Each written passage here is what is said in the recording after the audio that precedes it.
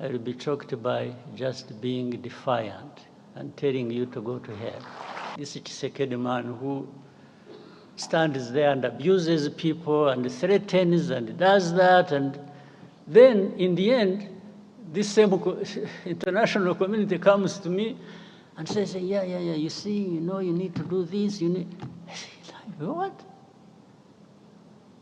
And I tell them, don't you realize that by doing that, you are actually emboldening this person not to find a solution to their problems, or whatever problems that are between us and them, and when I need to do that. But I'm not, because I'm not in the end, because I even depend on you. One day you decide these people in international community, they have, I think they took things literally. They are helpful. I would say they are helpful. They have been supportive. But they even are supportive in creating problems for us. They are helpful in one sense of solving the problems, and helpful in another sense of creating problems for us. The amount of threats we come under on a daily basis. We will do this if you don't do this. We will do that if you don't do that. Sometimes you feel choked by this kind of... But instead of being choked by all of that, I will be choked by just being defiant and telling you to go to hell.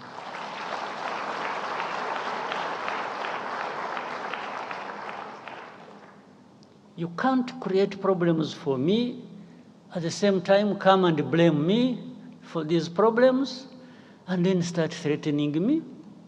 How?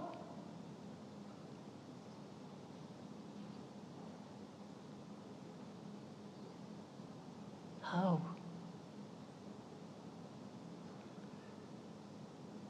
It's a daily thing. It's a regular thing. It becomes the conversation. Instead of addressing the problem the way it should be, these Congolese are very lucky. This P.Kagame man who stands there and abuses people and threatens and does that, and then in the end, this same international community comes to me and says, yeah, you see, you need to do this, you need... What? And I tell them, don't you realize that by doing that, you are actually emboldening this person not to find a solution to their problems, or whatever problems that are between us and them. You treat a country or a president or a government like a spoiled child. You look back and ask, check. There is no blame that ever goes to the very people who created this problem and who continue in the same problem. But when it comes to Rwanda, it's our problems we are blamed for, and it's their problems we are blamed for. So we are blamed for two kinds of problems. Our own, we may have our own problems that for sure we will own up and deal with that. But how do we deal with the blame for other people's problem? They should be owning up to and dealing with. How do we deal with that? Just by threats? You come threaten people, I will do this. Well, some of them did whatever they did. But I hesitate to tell them. I say, okay, you did that, so what did you get out of it? Whatever you did, what did you get out of it? The situation just got worse.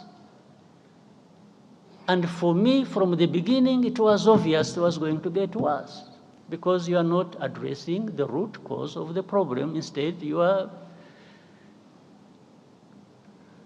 just massaging the people who are actually behind these problems.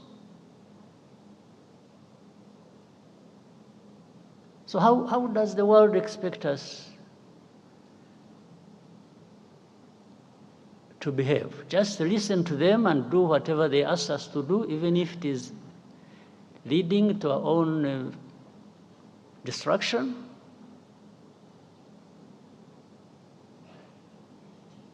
Let me tell you, it's really not for our existence, for our well-being,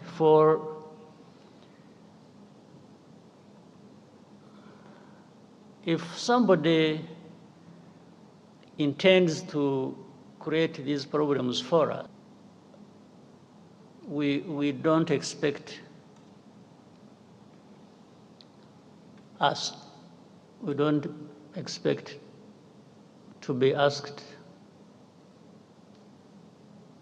to ask for favors from the ones who are causing these problems to us. We are not going to ask for a favor. Well, maybe someday when there are people who are like we have been decades and hundreds of years ago, maybe those people, because who knows, we can always, through such manipulations and so on, have people emerge who think that is the way we should live. Maybe, I don't know, but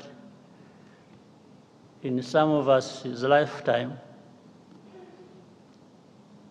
in our lifetime, some of us will try and stand up to that.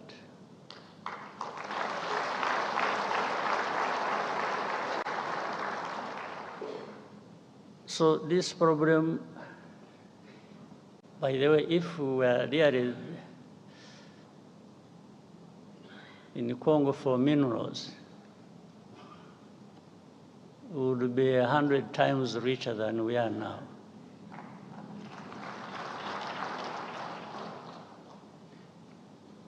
But I think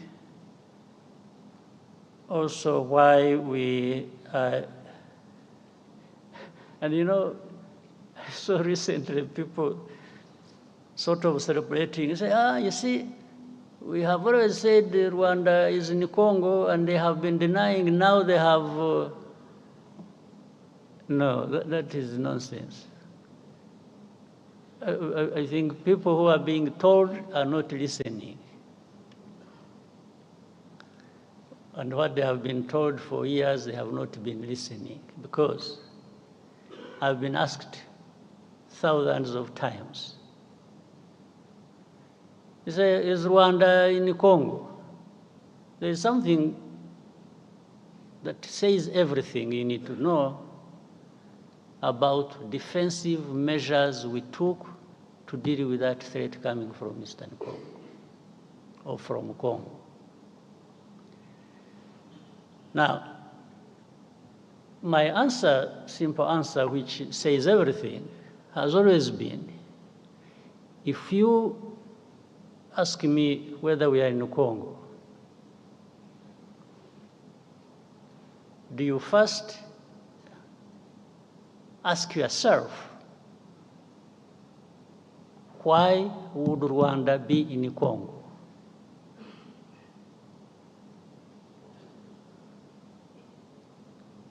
Why this accusation? First of all, it is not about minerals, that one is aside, for sure. It's not for any other thing, for sure. Except we have told you for the last 30 years about the threats coming from Congo, to do with our security, and those threats have materialized several times. You just don't want to see it, you don't want to hear it.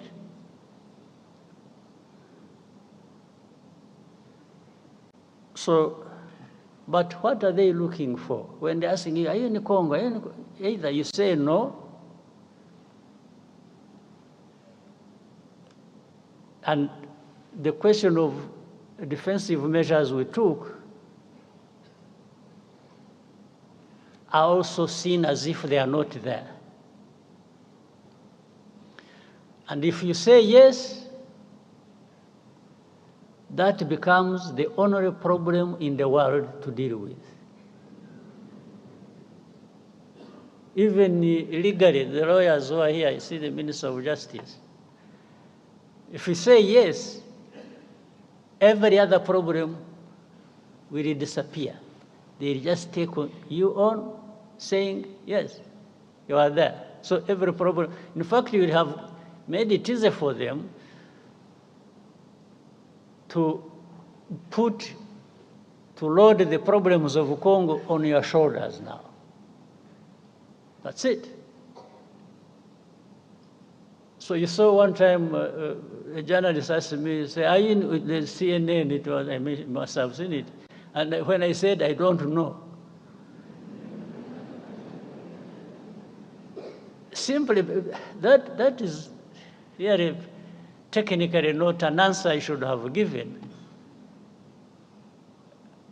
But also technically, it is an answer that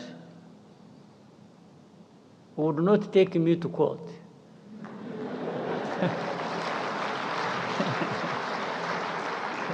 So, how do you prosecute an ignorant man who doesn't know what you're even talking about? It becomes difficult. So, but this whole back and forth thing has trivialized the real issue. The real problem has been trivialized. But there are big issues to deal with. Congo must own up. They have responsibilities, and must not transfer their responsibilities to Rwanda. We're not responsible for Congo. The history and whatever it is, that one, people can make their own judgment.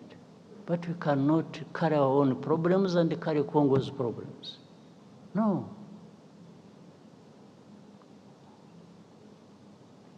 And for protecting our people, that one we shall. There's no question about it.